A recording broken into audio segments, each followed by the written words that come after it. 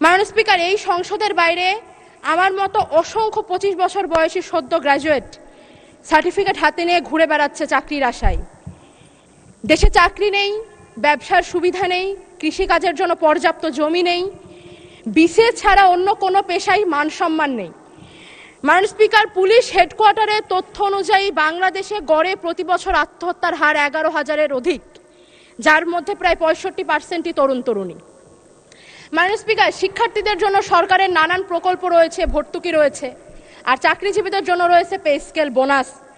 কিন্তু এই সমস্ত বেকার যুবক যুবতীদের জন্য রয়েছে শুধুমাত্র অবমাননা, অবহেলা, অসম্মান।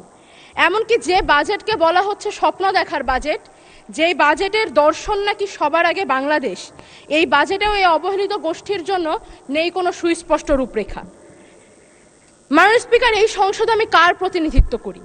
এই সংসদে আমি সেই সমস্ত তরুণদের প্রতিনিধিত্ব করি যারা স্বপ্নবাজ, যারা বুকে দেশপ্রেম, হাতে সার্টিফিকেটের গোছা আর কাঁধে পরিবারের বোঝা নিয়ে দেশ নিয়ে চিন্তা করে যায়, দেশের মাটিতেই থাকতে চায়, দেশেই কিছু করতে চায়।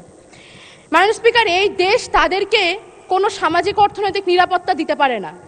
তাদের নাগরিক হিসেবে আত্মসম্মান রক্ষায় কোনো ব্যবস্থা নেই, কোনো প্রস্তাবনা নেই। মাননীয় স্পিকার, আজ জাতীয় সংসদে বাংলাদেশের প্রধানমন্ত্রী উপস্থিত নেই। আমি শিক্ষিত বেকার তরুণদের প্রতিনিধি হিসেবে আপনার মাধ্যমে মাননীয় প্রধানমন্ত্রীকে অনুরোধ জানাতে চাই, আলোচনার সমালোচনার বাইরেও সত্যি সত্যি কাজে লাগবে এরকম কিছু নিয়ে আসুন। এই বিপুল কর্মক্ষমতাকে কাজে লাগানোর জন্য আমি কিছু প্রস্তাবনা রাখতে চাই। বর্তমানে সরকারি চাকরিতে শূন্য পদের সংখ্যা 4 লক্ষাধিক। সরকারি অফিস আদালতে পর্যাপ্ত লোকবল নেই। এই ক্ষেত্রে স্থায়ী জনবল নিয়োগের আগ পর্যন্ত চুক্তিভিত্তিক অসচ্ছল ও মেধাবী শিক্ষার্থীদেরকে অগ্রাধিকার ভিত্তিতে পার্ট টাইম কাজের সুবিধা করে দেওয়া যেতে পারে। এটি যেমন তাদের অভিজ্ঞতাকে সমৃদ্ধ করবে, তেমন তাদের সামাজিক ও অর্থনৈতিক নিরাপত্তা দেবে। আবার সরকারও লোকবল সংকট থেকে মুক্তি পাবে। মাননীয় স্পিকার, দক্ষ মানব সম্পদ গঠনের উদ্দেশ্যে বাংলাদেশের সরকার বিভিন্ন সময় বিভিন্ন কারিগরি প্রশিক্ষণ দিয়ে থাকে, কিন্তু বর্তমান যুগটাই টেকনোলজির যুগ। এই বিশ্বায়নের যুগে পুরো পৃথিবী মার্কেট প্লেস। যুগের সাথে তাল মিলাতে শিক্ষিত তরুণদের জন্য অন্যান্য কারিগরি প্রশিক্ষণের পাশাপাশি সরকারের উচিত সরকারি ইনভেস্টমেন্টে ফ্রিল্যান্সিং ট্রেনিংয়ের ওপরে গুরুত্ব আরোপ করা। এতে তরুণরা স্বনির্ভর হবে, তাদের হাত ধরে বাংলাদেশে বৈদেশিক মুদ্রা আসবে এবং বেকারত্বের পরিমাণ কমে আসবে। আমি অনুরোধ জানাবো এই সমস্ত শিক্ষিত বেকার তরুণদের কথা গুরুত্বের সাথে মাথায় রাখার জন্য, কারণ আমাদের ভুলে গেলে চলবে না যেই গণ অভ্যুত্থানের মাধ্যমে বাংলাদেশ থেকে স্বৈরাচার বিতাড়িত হয়েছে, তার অন্যতম চালিকা শক্তি ছিল এই সমস্ত তরুণরাই। মাননীয় স্পিকার, জুলাইয়ের কথা মনে করিয়ে দিতে চাই, বছর ঘুরে জুলাই কিন্তু পুনরায় সমাগত। 2024 সালের এই জুলাই মাসে বুকের তাজা রক্ত ঢেলে দিয়ে শত শত মানুষ রাস্তায় নেমেছিল, রক্ত দিয়েছিল বাংলাদেশ থেকে স্বৈরাচারকে তাড়ানোর জন্য। 2 বছর পরেও কিন্তু সেই স্বৈরাচারের বিষ দাঁত আমরা ভাঙতে দেখিনি। এখনও তাদের সন্ত্রাস চারিদিকে জারি রয়েছে, এখনও তারা জোর গলায় হুমকি দেয়। এত এত মানুষ হত্যার জন্য তারা বিন্দুমাত্র অনুতপ্ত না। খুনি হাসিনা তার সিংহাসন টিকিয়ে রেখেছিল কালচারাল ফ্যাসিস্টদের কাঁধে পা দিয়ে। মাননীয় স্পিকার, এই সমস্ত কালচারাল ফ্যাসিস্টদের মোকাবেলা করার জন্য আমাদেরকে নিজস্ব দেশীয় কালচার এবং ইতিহাস ঐতিহ্যকে রক্ষা করতে হবে। আমরা হাসিনার আমলে দেখেছি মহান মুক্তিযুদ্ধ থেকে শুরু করে সংস্কৃতির প্রতিটি অঙ্গন তারা দখল করে নিয়েছিল। আমরা কিন্তু সেই পরিমাণ এফোর্টটা দিচ্ছি না। মাননীয় স্পিকার, আচ্ছা বলেন। আমি প্রস্তাব রাখছি জুলাই গণ অভ্যুত্থান, 3 মিনিট দেন ওনাকে।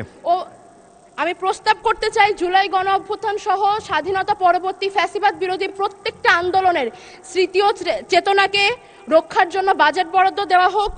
রাষ্ট্রীয় অর্থায়নে নাটক, চলচ্চিত্র, চিত্রাঙ্কন প্রতিযোগিতার মতো আয়োজন করা হোক এবং একই সাথে এই বাজেটে বাংলাদেশের লোক সংস্কৃতিকে সংরক্ষণ করার দিকে বিশেষ গুরুত্ব দেওয়া উচিত।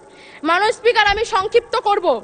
জুলাই গণ অভ্যুত্থানের পর নতুন বাংলাদেশের আমরা যে স্বপ্ন দেখি, সেই স্বপ্নে প্রাণ ও প্রকৃতির প্রতি দায়ভার আমরা বোধ করি।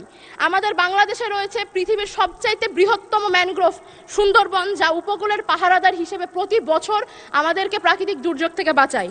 আমি প্রস্তাব করতে চাই সুন্দরবন সহ বাংলাদেশের প্রধান 3টি বনাঞ্চলের বিরল প্রজাতির বন্যপ্রাণীদের রক্ষার জন্য যেন বন অধিদপ্তরের বাজেট বৃদ্ধি করা হয়। একই সাথে জানিয়ে রাখি, সুন্দরবন সুরক্ষা প্রকল্প এবং বাঘ সংরক্ষণ প্রকল্প দুটি এই বছরই শেষ হচ্ছে।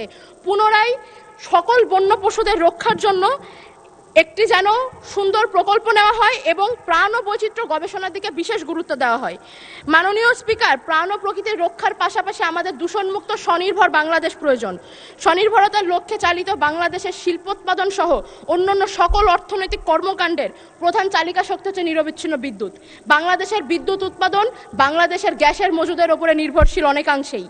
বাংলাদেশে গ্যাসের মজুদ দিনকে দিন কমে আসছে এবং আমরা মার্কিন ইরান যুদ্ধের সময় দেখেছি জ্বালানি খাতে আমদানি নির্ভর হওয়াটা কতটা বিপজ্জনক।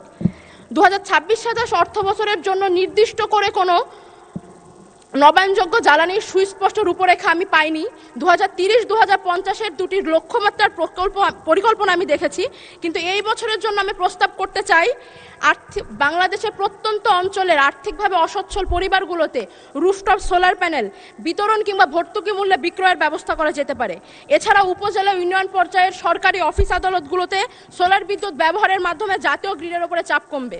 মাননীয় স্পিকার, আমি আমার সর্বশেষ মিনিটটি ব্যবহার করতে চাই বা নির্বাচনী আসনের দুটো কথা বলে।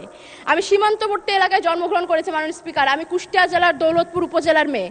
আমার উপজেলাতে আমার নির্বাচিত সংসদ সদস্য রয়েছেন, কিন্তু আমি যে দাবিটি করতে চাই সেটি আমাদের দৌলতপুরবাসীর প্রাণের দাবি।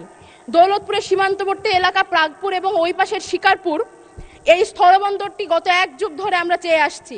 প্রাগপুর থেকে কলকাতার দূরত্ব মাত্র 120 কিলোমিটার এবং জাতীয় মহাসড়ক বাংলাদেশ মাত্র 20 কিলোমিটার দূরে। এখানে স্থলবন্দর প্রকল্পটি গত 1 যুগ ধরে আটকে আছে। এই প্রকল্প বাস্তবায়ন করতে সরকারের খুব বেশি অর্থ বরাদ্দের প্রয়োজন নেই মাননীয় স্পিকার। আমি অনুরোধ করছি, পদ্মা নদীর ভাঙনে ক্রমাগত ভাঙনে নিঃস্ব হয়ে যাওয়া একটি বৃহত্তর জাতির কথা চিন্তা করে আমাদের জন্য স্থলবন্দরটি দেওয়া হোক মাননীয় স্পিকার।